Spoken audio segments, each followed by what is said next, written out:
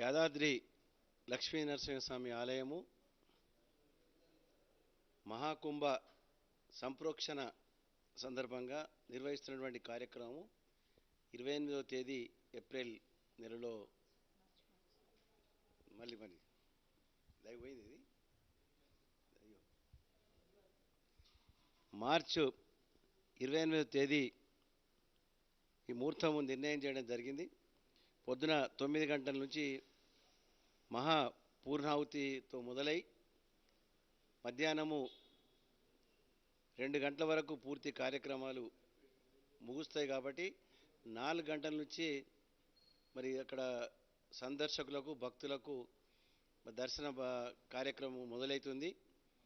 దీంట్లో మరి గౌరవ ముఖ్యమంత్రి గారు ఇదివరకు అందరికీ కూడా గౌరవ మంత్రివర్యులకు, గౌరవ శాసనసభ్యులకు, గౌరవ పార్లమెంట్ సభ్యులకు, గౌరవ ఎమ్మెల్సీలకు, గౌరవ జిల్లా పరిషత్ చైర్మన్లకు అందరికి కూడా మరి వారి యొక్క సతీ సమేతంగా రావాలని చెప్పడం జరిగింది. కాబట్టి వాళ్ళందరూ కూడా దర్శనానికి వచ్చి మీరందరూ కూడా లక్ష్మీ నరసింహస్వామి నూతన ఆలయాన్ని సందర్శించి దేవుడి యొక్క ఆశీర్వాదం తీసుకొని పోవాలని చెప్పి మరి ఇక్కడ కార్యక్రమాలన్నీ కూడా ఏర్పాటు జరిగినాయి. పొద్దున్నుంచి అన్ని కార్యక్రమాలు అందరు అధికారులతో జిల్లా కలెక్టర్ గారు, పోలీస్ కమిషనర్ గారు, ఈఓ గారు, మా ఎండోమెంట్ కమిషనర్ గారు, మరి ఇక్కడ స్థానికంగా ఉన్నటువంటి సునీత మహేందర్ రెడ్డి గారు, విప్ గారు అందరితో అన్ని విషయాలు సంప్రదించి ఈ యొక్క కార్యక్రమం సజావుగా కొనసాగాలి, ఎటువంటి ఆటంకం ఏర్పడకూడదు, అన్ని రకాలుగా మన క్షుణ్ణంగా మనము నిర్ణయం తీసుకోవడం జరిగింది. మరి గౌరవ ముఖ్యమంత్రి గారు ఈ యొక్క దేవాలయానికి దాదాపు 5 సంవత్సరాల పైన వారు స్వయంగా ఎన్నోసార్లు పరిశీలించి ఎన్నో నిర్ణయాలు తీసుకొని కృష్ణశిలలతో ఈ దేవాలయము రాతి చెక్కడాలతో చేసినటువంటి దేవాలయము ఇది ప్రపంచంలో ఒక చరిత్ర కాబోతుంది.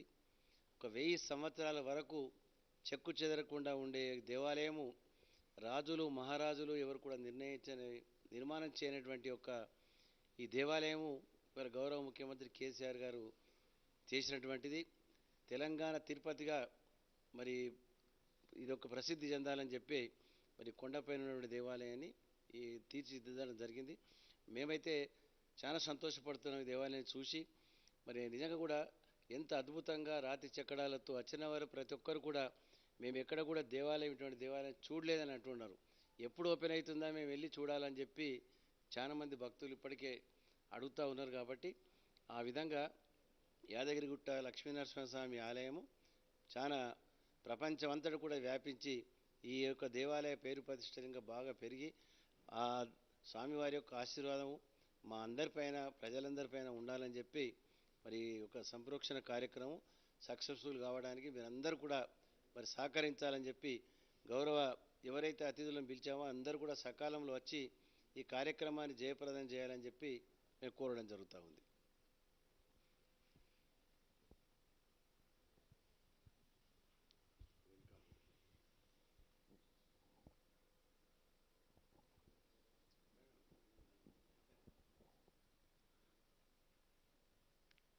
యాదాద్రి భువనగిరి జిల్లాలోని శ్రీ లక్ష్మీ నరసింహస్వామి స్వయంభూగా వెలిసిన దేవాలయాన్ని పునఃప్రారంభించే విధంగా అంటే పునర్దర్శనం చేసుకునే విధంగా మరి 28 మార్చి నాడు ఆ భాగ్యం భక్తులందరికీ కలగబోతా ఉంది. గౌరవ ముఖ్యమంత్రి గారి చేతుల మీదుగా మరి 21 నుంచి 27 వరకు జరిగిన పంచకుండ యాగాలన్నీ కూడా మరి 28 నాడు ఉదయం 9 గంటలకి పూర్ణాహుతి ద్వారా ముగుస్తూ ఆ తర్వాత బాలాలయంలో ఏర్పాటు చేసుకున్న స్వామివారిని ఉత్సవమూర్తుల్ని మరి వైభవంగా శోభాయాత్ర ద్వారా మన దేవాలయంలోకి స్వామివారిని తీసుకురావడం జరుగుతుంది. ఈ కార్యక్రమంలో గౌరవ ముఖ్యమంత్రి గారు వారితో పాటు రాష్ట్ర మంత్రులు మరి ఎమ్మెల్యేలు, ఎమ్మెల్సీలు, ఎంపీలు, జిల్లా పరిషత్ చైర్మన్లందరూ కూడా మరి గౌరవ దేవాదాయ శాఖ మంత్రి గారి ఆహ్వానం మేరకు అందరూ కూడా అందులో పాల్గొంటా ఉన్నారు.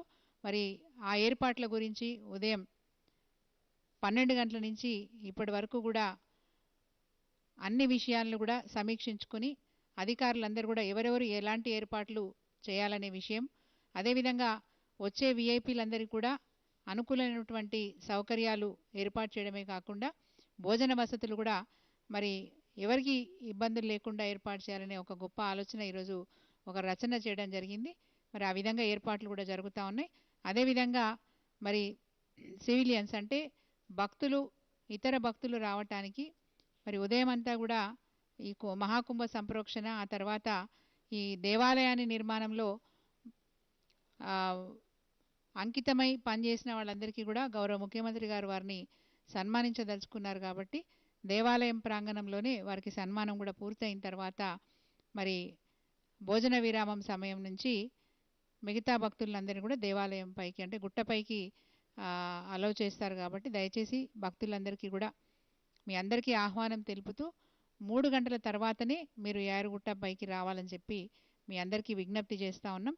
ఇక్కడ సెక్యూరిటీ ఇష్యూస్ కూడా ఉంటాయి కాబట్టి మరి విఐపీలు ఉన్నప్పుడు ఇతరుల్ని అలో చేసినప్పుడు కాస్త ఇబ్బంది. ఎందుకంటే ఘాట్ రోడ్స్ కూడా మరి ఒక ఘాట్ రోడ్ని పైకి రావడానికి ఇంకొక ఘాట్ రోడ్ని కిందికి వెళ్ళే విధంగా ఏర్పాట్లు చేస్తున్నాం. కాబట్టి ఎక్కువ రద్దీ ఉంటే వచ్చే భక్తులకు కూడా ఇబ్బంది కావద్దు. కాబట్టి విఐపీల దర్శనాలు అయిపోయిన తర్వాత అంటే 3 గంటల తర్వాత ఇతర భక్తుల్ని పైకి రాణించడానికి అనుమతి ఉంటుంది. కాబట్టి దయచేసి అందరూ కూడా సహకరించి సంయమనంతో స్వామివారిని మరి దర్శించుకోవడానికి అన్ని ఏర్పాట్లు ఉన్నాయి. కాబట్టి ఎలాంటి ఇబ్బందులు లేకుండా అన్ని సౌకర్యాలు ఉన్నాయి. కాబట్టి సంయమనంతో మరి గుట్టపైకి వచ్చినాక కూడా క్యూ లైన్లో వస్తూ స్వామివారి ఆశీస్సులు పొందాలని అందరినీ కూడా కోరుతూ మరి ఉదయం 4-5 గంటల నుంచి పాపం దేవాదాయ శాఖ మంత్రి గారు అన్ని ఏర్పాట్లకి తగిన విధంగా సలహాలు సూచనలు ఇచ్చి మరి కంక్లూడ్ చేసినారు.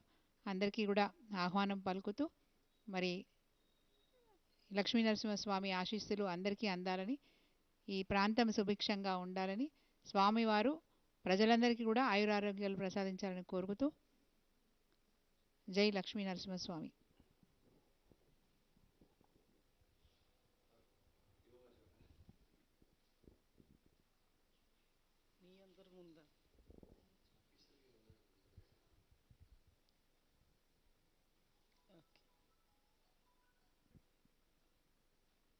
ఈ నెల మార్చి 28న మహాకుంభ సంప్రోక్షణ మహోత్సవాన్ని నిర్వహిస్తూ శ్రీ లక్ష్మీ నరసింహస్వామి వారి దర్శనాన్ని అందరికీ ఏర్పాటు చేయడానికి అన్ని ఏర్పాట్లు పూర్తి చేయడం జరుగుతోంది. ఈ నెల 21న స్వస్తివాచనంతో ప్రారంభమైన ఈ కార్యక్రమాల్లో భాగంగా ప్రతిరోజు ఉదయం సాయంత్రం ఈ యాగా కార్యక్రమాలు నిర్వహిస్తూ ఈ నెల 28న ఉదయం 9 గంటలకు మహాపూర్ణాహుతి కార్యక్రమంతో మొదలుపెట్టి మహాపూర్ణాహుతి అనంతరం స్వామివారిని శోభాయాత్ర ద్వారా ప్రధాన ఆలయంలోనికి వేంచేపు చేసిన అనంతరం మహాకుంభ సంప్రోక్షణ కార్యక్రమాన్ని నిర్వహించి తరువాత అవసరమైన పూజా కైంకర్యాలన్నీ స్వామివారికి సమర్పించిన అనంతరం వేద ఆశీర్వచనం కొనసాగిన తర్వాత సామాన్య భక్తులందరికీ కూడా స్వామివారి దర్శనాన్ని ఏర్పాటు చేయడం జరిగింది. అయితే ఉదయం నుండి అందరూ వచ్చి ఇబ్బంది పడద్దు అనేది భక్తులందరూ కూడా గమనించాల్సిందిగా కోరుతూ అందరికీ కూడా స్వయంభూ స్వామి దర్శనం అనేది ఇక ఎప్పటికీ ఉంటుంది అనేది అందరూ గమనించాలని, ప్రతి ఒక్కరూ వారి కుటుంబ సభ్యులతో సమేతంగా స్వామివారి దర్శనానికి ఇక 1000 ఏళ్ల పాటైనా కూడా మనం దర్శించుకోవచ్చు, ఆలయం మనది కాబట్టి అందరూ ఈ విషయాన్ని గమనించి మాతో సహకరించి ఈ ఉత్సవాన్ని సాఫీగా జరగడానికి, అదేవిధంగా స్వామివారి దర్శనాన్ని అందరూ కూడా సౌకర్యంగా చేసుకోవడానికి మేము చేసిన ఏర్పాట్లన్నీ కూడా వారందరూ కూడా వినియోగించుకుని సకుటుంబంగా అందరూ స్వామివారిని దర్శించుకుని స్వామివారి ఆశీస్సులు పొందాలని మాతో సహకరించాలని మరీ కోరుతూ ఉన్నాను. ధన్యవాదాలు.